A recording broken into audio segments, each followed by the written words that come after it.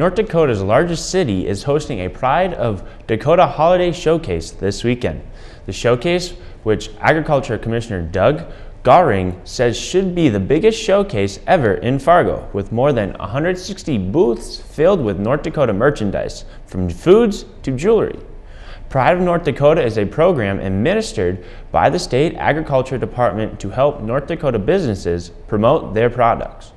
More than 500 companies are members. The showcase at the Fargo Civic Auditorium is Friday through Sunday. Showcases were held earlier in Grand Forks and Minot, and one is planned in Bismarck early next month. The team that discovered the neutrinos can travel faster than the speed of light have once again shocked the world. The team's original experiment caught a lot of heat from the community about the length of the neutrino sponges they were implementing in their tests. As a response, they shortened the neutrino sponges and redid the experiment.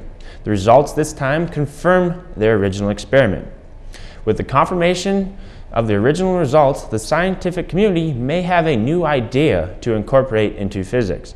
This finding also looks to shake the foundations of Einstein's theory of relativity, which has been the basis of the physics community. Only time will tell the true extent of the findings. In the meantime, the world will have to wait patiently. In Cairo and in Alexandria, tens of thousands of Egyptians have taken to the streets in protest of Egypt's new military rule. This is in response to controversial constitutional changes that the military council has proposed. Egypt, which has been ruled by a military council since President Hosni Mubarak was ousted in February, has parliamentary elections this month. The newest cabinet's declarations look to declare the military the guardian of the constitutional legitimacy.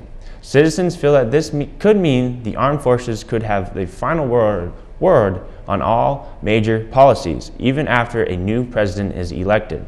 The document also brings forth clauses that would shield the military from civilian oversight.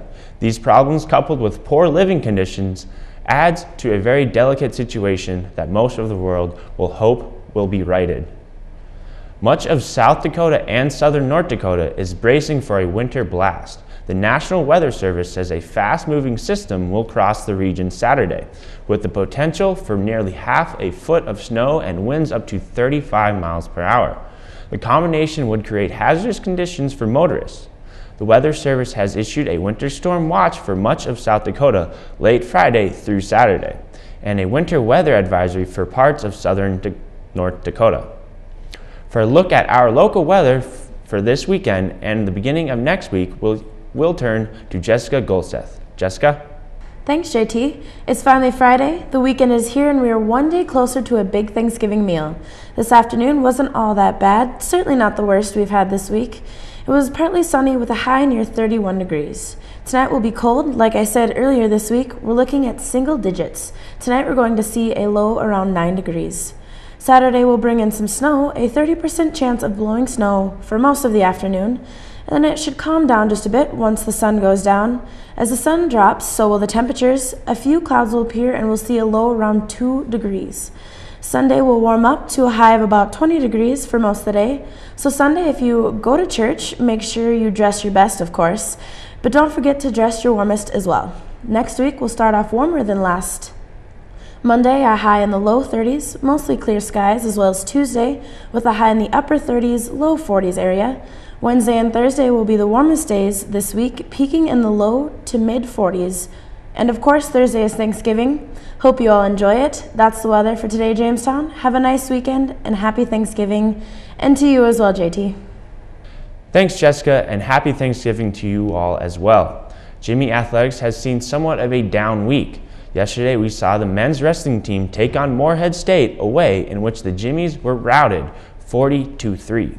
The men's basketball team will take on College of St. Scholastica at 6 p.m. at St. Cloud University and will also play again tomorrow against St. Cloud.